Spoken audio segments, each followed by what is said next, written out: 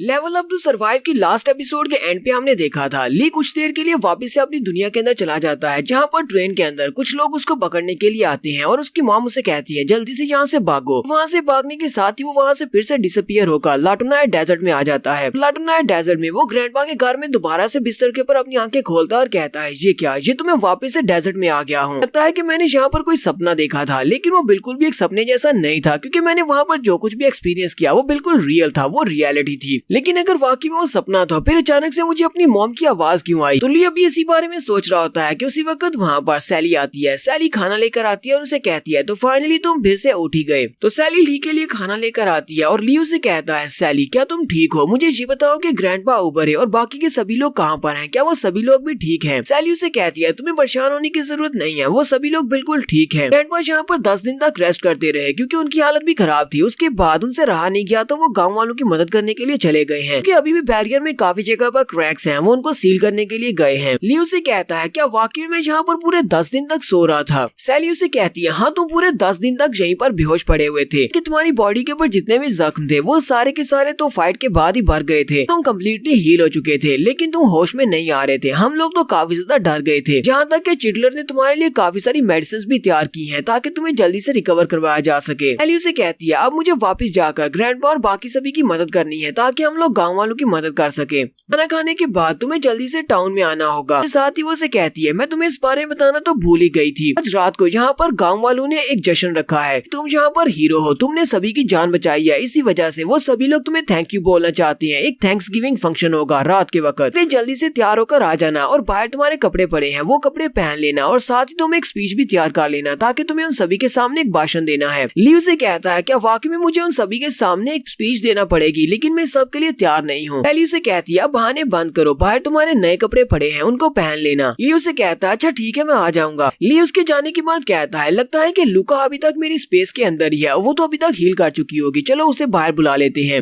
10 दिन गुजर चुके हैं, 10 दिन तक तो उसने अच्छे से रिकवर कर लिया होगा। वो अपने सिस्टम को ओपन करता है और लुका को बाहर निकालने की कोशिश करता है, लेकिन वहाँ पर एरर आ जाता है। उसे कहा जाता है कि लुका ने अभी तक अपने आप को रिकवर नहीं किया, तुम उसे बाहर नहीं बुला सकते। साथ ही उसके पास मैसेज का नोटिफिकेशन आता है कि तुम्हें एक अनरीड मेल आया है। ठीक कहता है अब ये मेल कहाँ से आ गया? जब वो इस मेल को ओपन करता है तो वहाँ पर लिखा होता है तुम्हें बहुत ज़्यादा बधाई हो, तुमने यहाँ पर हमारी कॉस्मोस गेम के सबसे पहले पड़ाव को पार कर लिया है, जिसका नाम लाटूनाइट गॉड किलर पड़ाव था और इसका difficulty level hello difficulty level था। इस मिशन को पूरा करने पर तुम्हारे पास बाकी के जितने भी बचे हुए सिस्टम फंक्शंस थे उन सभी को अनलॉक कर दिया गया है। ली कहता है कहीं ऐसा तो नहीं है कि हेल डिफिकल्टी लेवल की वजह से मैं इस गेम के अंदर से लॉग आउट नहीं कर पाया, तो क्या मैं यहाँ पर इस गेम से लॉग आउट कर सकता हूँ जबकि यहाँ पर बाकी के सारे सिस्टम्स भी अनलॉक हो चुके हैं? ली कहता है चलो सबसे पहले तो यहाँ पर अपने नए फीचर्स को देखते हैं कि मैंने कौन कौन से सिस्टम्स को और कौन कौन से स्किल्स को ऑब्टेन किया है। सबसे पहले उसके सामने क्राफ्टिंग सिस्टम आता है जहाँ पर वो अपने लिए वेपन्स बना सकता है और उसे क्राफ्टिंग सिस्टम्स की डिटेल्स के बारे में बताया जाता है। तुम यहाँ पर बेसिक